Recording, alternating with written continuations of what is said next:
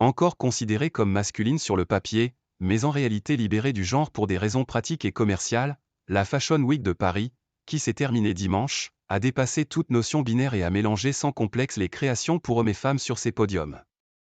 Les défilés sont encore plus mixtes que l'année dernière et c'est d'abord pour des raisons économiques, explique Gerd Jonker, rédacteur en chef de Fantastic Man, à l'AFP.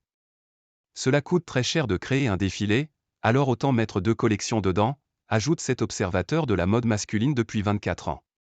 Vuitton, Yamamoto, Kenzo ont joué carte sur table, les femmes ont défilé au milieu des hommes ou, si l'on préfère, les hommes au milieu des femmes. Tout comme AMI Paris, la marque française très en vue qui a commencé il y a une dizaine d'années sur un tailoring masculin avant de passer au féminin. Son créateur Alexandre Mathiussier a revêtu Laetitia Casta d'un fier manteau de cavalier brun que pourrait aussi bien porter Vincent Cassel, son autre égérie. Le distinguo de genre des collections ne vit peut-être pas sa dernière année, mais très certainement une des dernières, estime Mathieu Bobard de Lière, journaliste mode chez Elle, un magazine féminin qui scrute au plus près les tendances du vestiaire homme dans lequel, selon l'expression consacrée, la femme vient désormais piocher. Et vice-versa. Il n'y a plus même de discussion, note-t-il auprès de l'AFP. Cela s'est fait très naturellement, il n'y a plus de moment où l'on se pose la question de savoir pour quel genre cette pièce est. Dégenrage. Cela donne en premier lieu des tailleurs apportés par la femme ou l'homme, comme chez Meta Campagna, en version gilet de 3 pièces sur la naissance des seins et pantalons larges.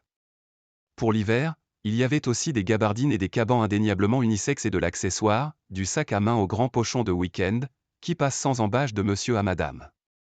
En dépit de ce dégenrage, les créateurs du luxe masculin sont encore rares à assumer des robes ou jupes pour hommes, coupées pour leur morphologie différente.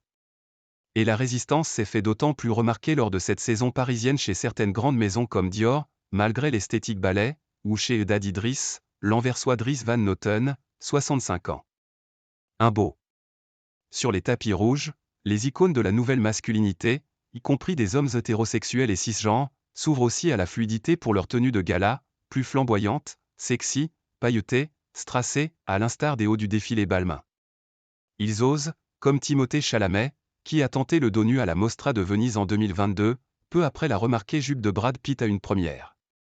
Pour accélérer ce dégenrage pour tous, le phénomène Ken, anti-héros du film Barbie, et l'homme bimbo, le humbo qui se moque du regard des autres, sont passés par là. Spécialiste de la mode masculine et fondateur du magazine Gebut, Gerd Jonker est heureux de voir la mode en finir avec la stricte division. Mais il met en garde contre les propositions fourre-tout lors des semaines de présentation de collections. Il faut faire attention que le plus menswear plus ne devienne pas un étrange mélange artistiquement et commercialement faible dans lequel on finit par mettre tout et n'importe quoi, avertit-il. Réponse des principaux intéressés, l'homme est une femme comme les autres, lance à l'AFP Nicolas Delarue, l'un des responsables de la Fédération de la haute couture et de la mode, organisatrice de la Fashion Week parisienne.